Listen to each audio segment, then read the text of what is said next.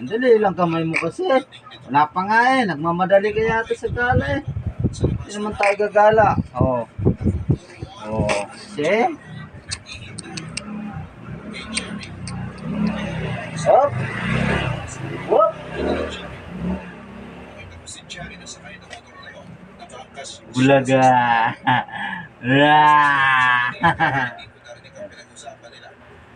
Pero nakita ko ang laki ng ngiti ni Cherry habang kausap niya yung lalaki.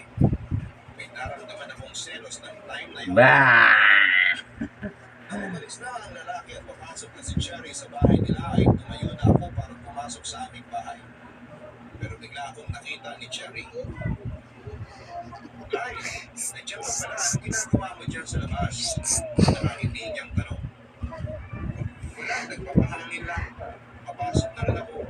Ang sabi ko, ganun ba? Akala ko hinihintay mong magbibiro mo naman ni Cherry. Kusti. Tawa na. Ginawa ko. Ang ganun na eh.